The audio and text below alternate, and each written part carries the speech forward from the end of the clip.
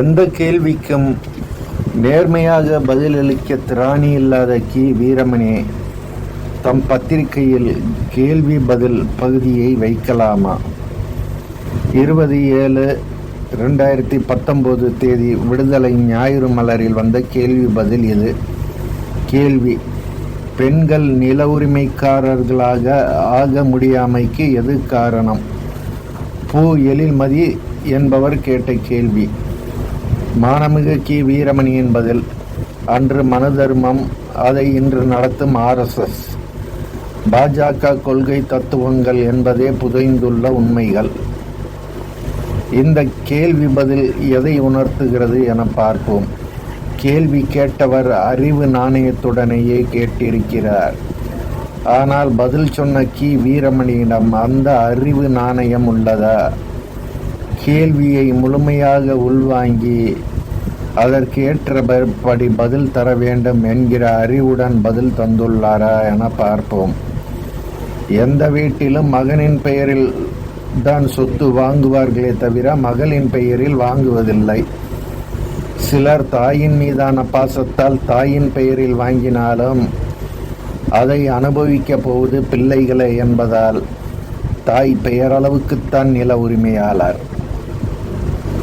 சில வீடுகளில் மனைவியின் பெயரில் சொத்து வாங்கினாலும் அது கணக்கு காட்ட, சொத்தை காப்பாற்ற. எப்படி தள்ளாத வயதில் ஈவே ராமசாமி இளம் வயது மணியம்மையை மணந்து சொத்தை காப்பாற்ற வாரிசாக்கினாரோ அதுபோல. இதுதான் பெண்களின் நிலை. பெண்கள் நில உரிமையாளர்களாக இருந்தாலும் அவர்கள் பினாமிகள், அவ்வளவே. பெண்கள் நில உரிமைக்காரர்களாக ஆக முடியாமைக்கு மற்றொரு பிரதான காரணம், அவர்கள் சம்பாதித்து எதையும் சுயமாக வாங்க முடியாத சமூக நிலை. ஆனால் இன்றைக்கு நிலை மாறிக்கொண்டு வருகிறது. இது ஏதோ மனு தர்மம் தோன்றிய இந்தியாவில் மட்டும் இந்த நிலை என சொல்வது முழு அயோக்கியத்தனம். வீரமணியிடம் அந்த அயோக்கியத்தனம் இல்லாமல் இருந்தால்தானே ஆச்சரியம். பௌத்தத்தின் மறைநூலாம் திரிபீடகம் கோலோச்சும் நாடுகளிலும் சரி, பைபிள் குரான் கோலோச்சும் நாடுகளிலும் சரி, இதுதான் உண்மை நிலை. பித்தலாட்டவாதியின் பதில் பித்தலாட்டத்தன்மையுடனேயே இருக்கும் என்பதற்கு வீரமணியின் புரிதலற்ற அந்த பதிலே சான்று. இன்றைக்கு பெண்கள் சுயமாக சம்பாதிக்க துவங்கி உள்ளனர். சொத்து வாங்கினாலும் கூட கணவன் மனைவி என இருவர் பெயரில் சேர்ந்து வாங்குகின்றனர்.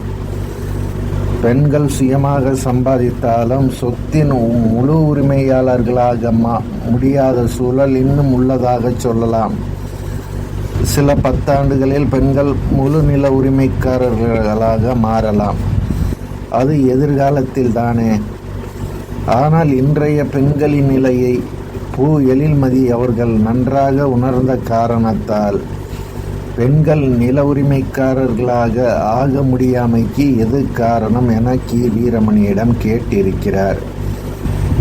ஆனால் வீரமணியோ கேள்வியை முழுதாக புரிந்து பதில் சொல்ல வேண்டும் என்கிற அறிவு சிறிதுமின்றி அன்று மனு தர்மம், அதை இன்று நடத்தும் RSS, பாஜக கொள்கை தத்துவங்கள் என்பதை புதைந்துள்ள உண்மைகள் என கூறியிருக்கிறார்.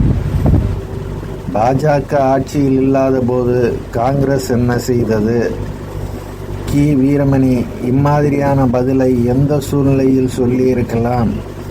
பிற மதங்கள் பெண்களை நில உரிமைக்காரர்களாக வைத்து அழகு பார்த்திருந்து இந்த பதிலை சொல்லியிருந்தால் அது ஏற்க தகுந்த பதில்.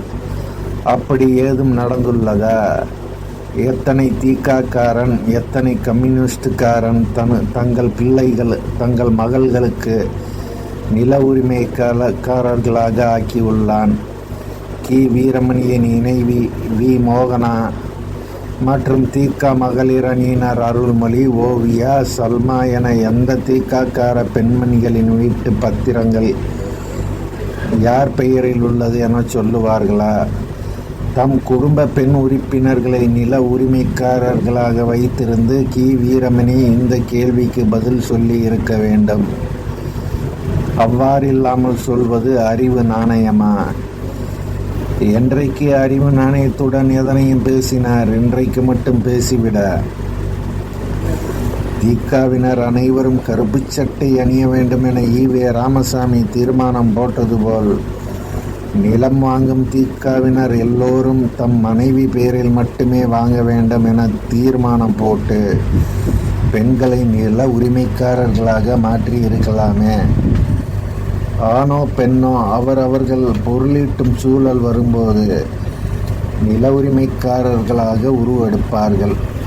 மாற்றம் ஒன்றே மாறாதது என்ற தத்துவத்தை புரிந்து கொள்ளாத அரைவேக்காட்டின் பேச்சாகத்தான் கி. வீரமணியின் பதிலை நாம் பார்க்க வேண்டியுள்ளது.